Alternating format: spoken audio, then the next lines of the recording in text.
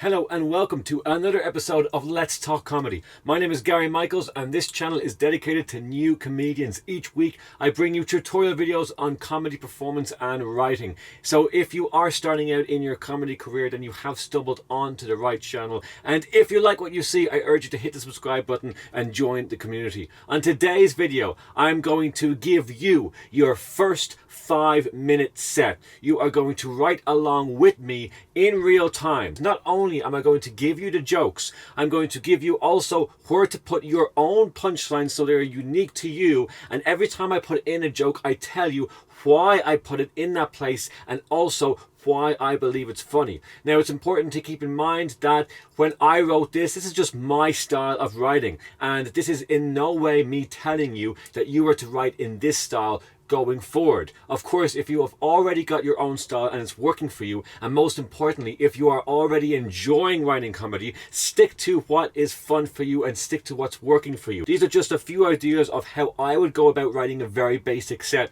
Now, if you've not got any writing done ever before and you've been putting off writing that first ever set, this really is the video for you. So grab a paper and pen and write down everything I tell you to write down. And my guarantee is this: by the end of this video, you will have your first stand-up comedy set written out. And it's going to be terrible.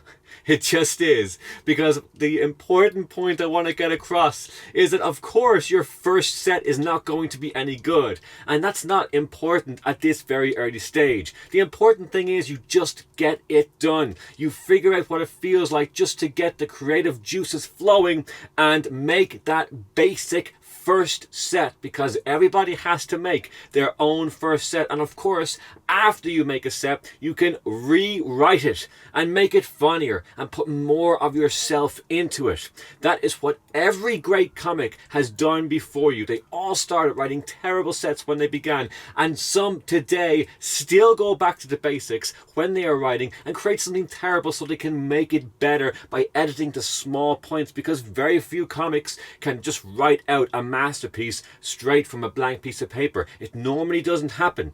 Comedy is written and it's rewritten again, and that's where the real humor lies. Let's get this thing started. The first thing I'm going to do is to have you write out lists of information about yourself and also stereotypes based on that information, which means when it comes time to insert a punchline later on into our patter, into your set, you are not going to have to think very long, because all the jokes would have already been written out and they'll be all exactly about you, your own interests, what you do for a living, everything to do with you, which means every single person who watches this video is going to have a different set written out in front of them. Of course, the crap between your punchlines is going to be what I came up with, but as I said, it's not a great set, and it's just something for you to get started so you can rework on it and adapt it and make it more of yourself in the future. Let's get it started with the first list I want you to write out. First of all, I want you to write down your job title, what you are currently doing for a living.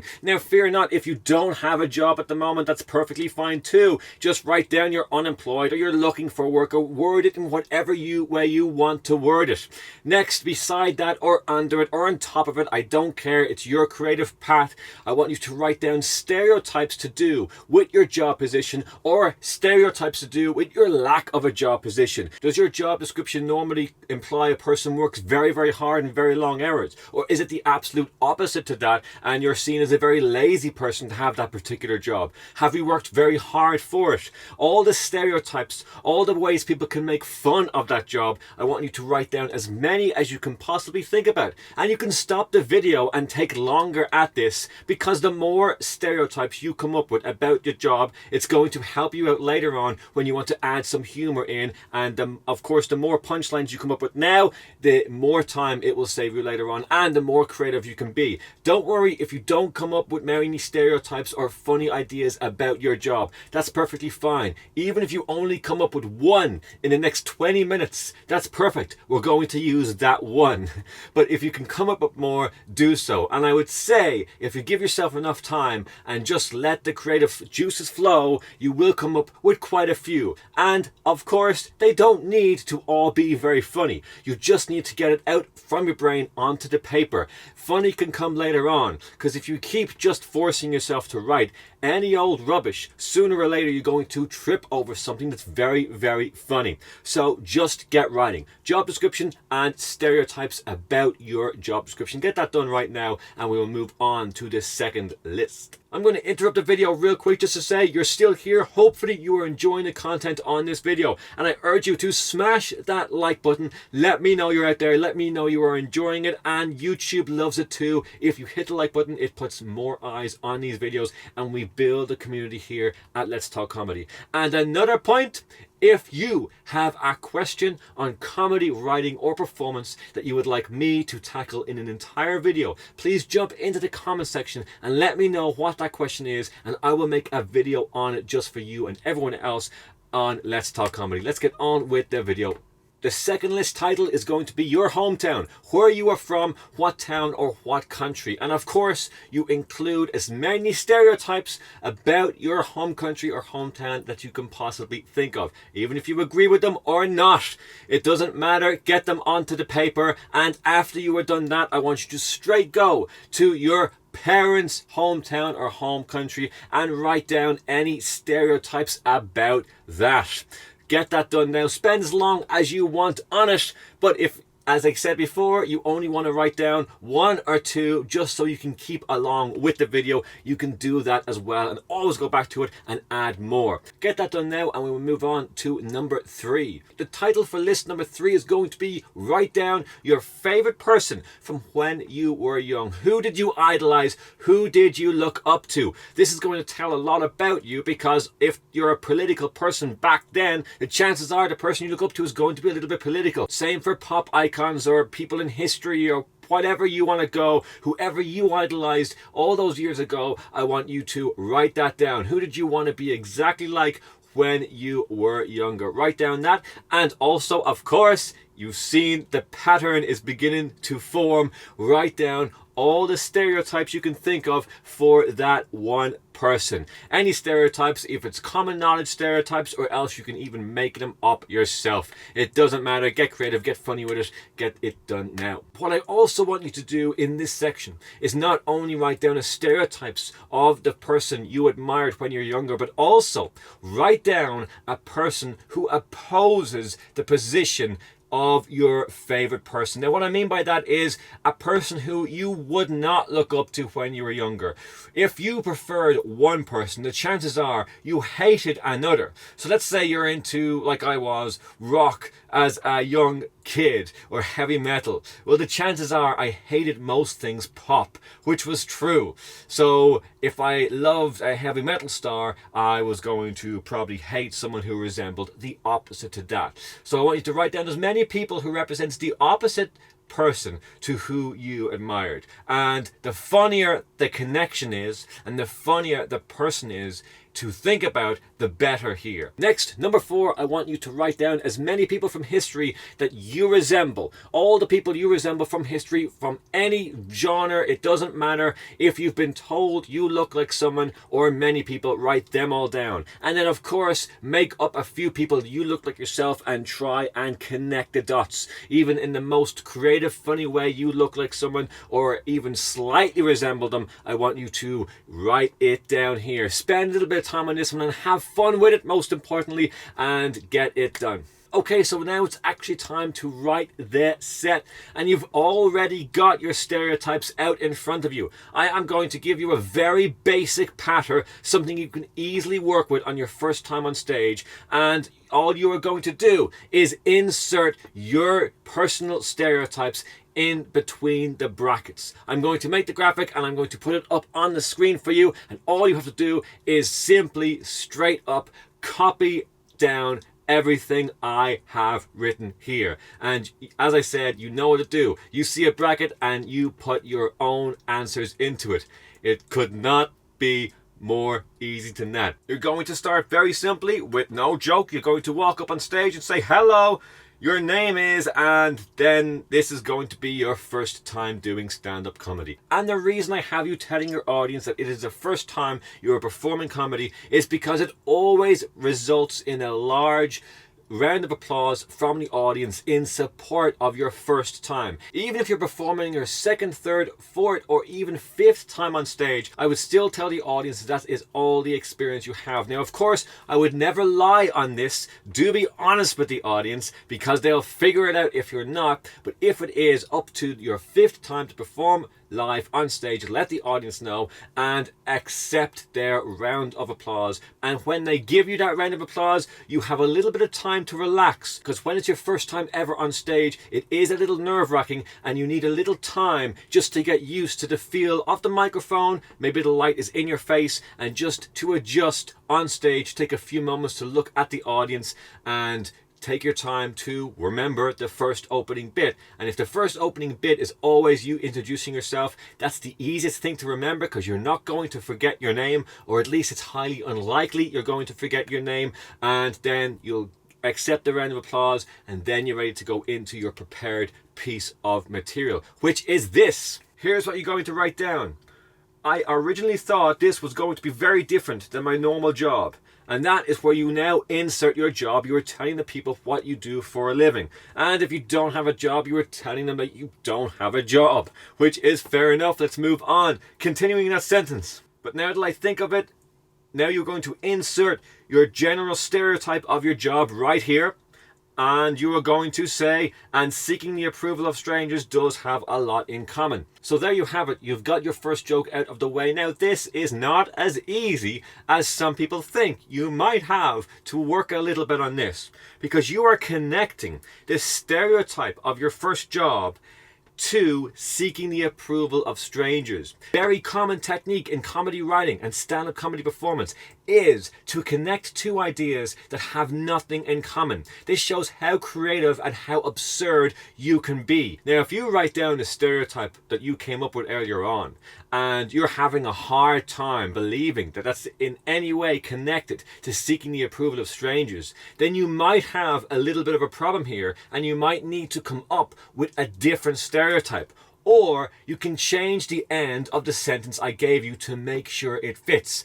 I don't mind if you do that at all. In fact, I would love you to come up with the end of your own sentence. All I'm giving you is a few ideas on how to get through it. If you want to change it, feel free to change it. But I would also say this is why earlier on I told you to write down as many stereotypes as possible, because if one doesn't fit, sooner or later one will fit, and you will have a funny time seeing the contrasting difference between the stereotype you came up with and seeking the approval of strangers. Perhaps they're not connected, and you are going to connect them in some way that's up to you creatively. And you can even go further, and another punchline comes after, and that's up to you. Why is the stereotype of your job connected to seeking the approval of strangers? That is a whole punchline all in itself. And if you're feeling ambitious, you can add that after that little piece of information. Something for you to think about and work towards. If you don't want to do it now, fair enough. But later on, just know that there is a punchline waiting after that. And you can talk further and further about your job title. However, we are going to move on. But there is lots of jokes hidden in there. But just for the sake of the video and not having the longest video of all time on YouTube, let's get to the next section. Here is your next piece of stand-up comedy. You are going to write, copy this. I'm from, insert your hometown here. And my parents are from, insert their hometown here. So growing up was kind of like, now what you're going to do is you're going to insert stereotypes from where you're from, and you are going to mix them with the stereotypes from where your parents are from. So see what you've done here. This time around, I've made it a little more complicated for you. This time, you are connecting two ideas that you came up with. They are your own two stereotypes that you're going to have to connect. Now, you can always pause this video if you didn't give yourself enough time with the stereotypes to create more stereotypes. Don't be too hard on yourself if you don't have the perfect one now, because the chances are no comic ever does the first time around. Possibly the more you write the set and the set opens up in different directions and you find yourself wanting to discuss other topics, well, you might need to create more lists for yourself. So as I said, I'm only giving you a few pointers, a few ideas of lists you can create. If you want to stop the video and create all your own lists and make the part where you talk about your parents or talk about growing up or talk about your childhood much longer, and you can create all these other lists for it and stereotypes along there, and you can see if you do it that way, all of the punchlines are already written out and you just create the story around the punchlines. Much easier than just staring at a blank piece of paper and starting to write hoping that it all fits together the first time, which it very rarely does. The next piece of material you are going to write down, and it's going to go straight into your set, is this right here. Check it out and copy it. When I was younger, I always wanted to be like, and here is where you insert your favorite character from where you were younger, and here's what you're going to say next. But now that I'm older, I've had to settle for, and you are going to write down the opposing person of your favorite person when you were younger, just as we discussed earlier on. I hope you had fun doing that and wrote down as many names as you can think of. And then you are going to put an extra punchline on that piece of material. You're going to say either that or, and you are going to insert a lookalike resemblance to you. Who is it that resembles you in a funny way? You are going to write them down here. So what you've been able to do here is not only deliver a joke and a few jokes, but with this small piece of material, you have told the audience what your interests were when you were younger, who you looked up to, who you didn't like when you were younger. You've also opened up about who you resemble now that you are an adult.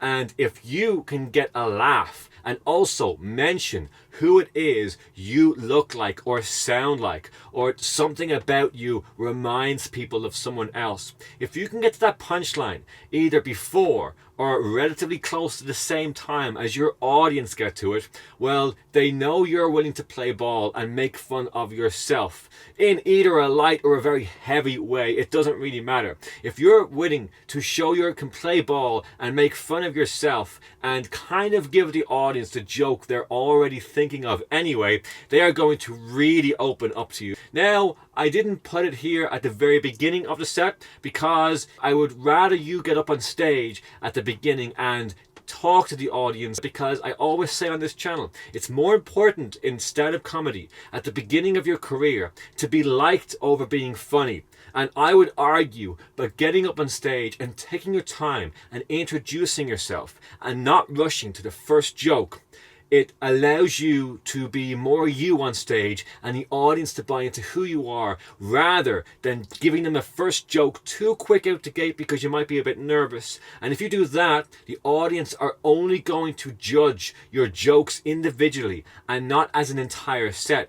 Rather than you walking on stage, introducing yourself and letting the audience know that you're new to this, well, even if you're not new to this, it's still a good idea to walk on stage and introduce yourself and take a moment and know that you're in control. It's you up there performing the jokes, and have faith in your jokes and believe in them and deliver them in a relaxed way. Even if you want to be crazy energetic, it's still in a relaxed manner. The audience are going to be able to understand. You're not going to get there too quick and bombard them and confuse them. And if you do that, they spend too much time listening to the words and the joke and thinking if it's funny, rather than seeing the entire performance just play out nice and get to know who you are. So I've always said on the channel, be likable over being funny. And that's why I don't give you all these jokes at the very beginning of the set, and maybe 3 minutes you've told just a few jokes, because it's easier that way. Later on, when you believe in your set even more and you get stronger jokes, then you can get quicker to them, because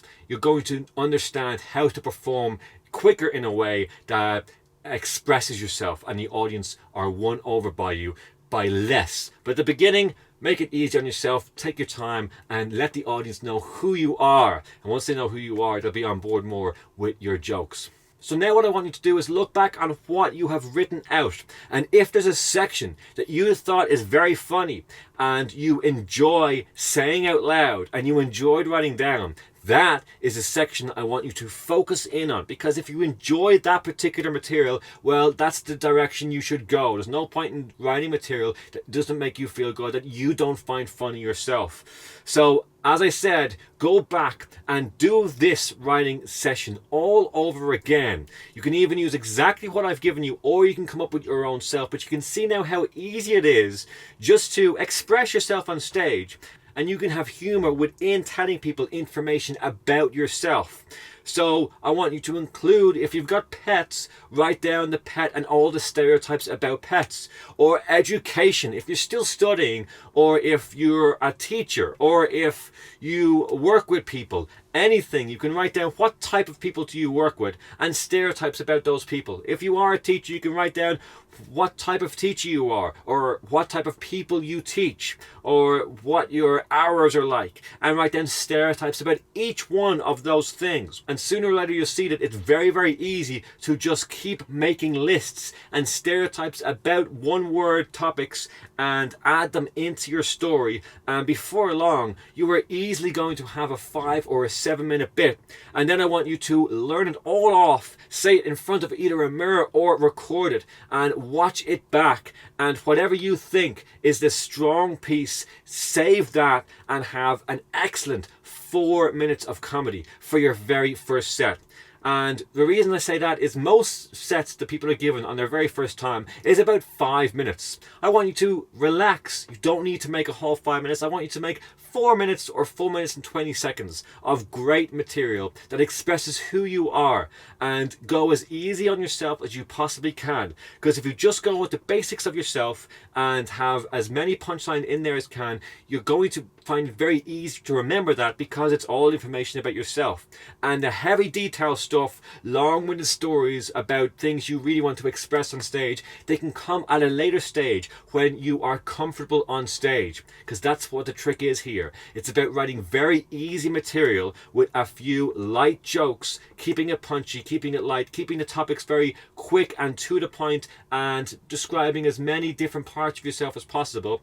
And that's easy for you to remember. It's easy for you to say. It's also easy for an audience to digest, which is so important, because a big common mistake I see comedians make is they get up on stage and they just simply have too much to say in such a short period of time that around the 2-minute mark the audience is just too confused, and there's too much going on, and there's not enough punchlines. So make it easy on yourself, have very little material, and have as many punchlines in there as you possibly can. And I guarantee you, if you get on stage, you let them know it's one of your first times to perform, and you start off nice and light and you keep it light throughout, the laughs will increase every single time you tell a punchline. So I urge you to get it done. Now that you have a set out in front of you, please write it out again. Make it punchier, get more lists, more stereotypes going, and add to what I've given you, and go smash your first gig. As always, thank you so much for watching this video. Hopefully you've hit the subscribe button and you've joined the community. If so, thank you very much. Hit any of the links on the screen and I will see you on the next video. Right on.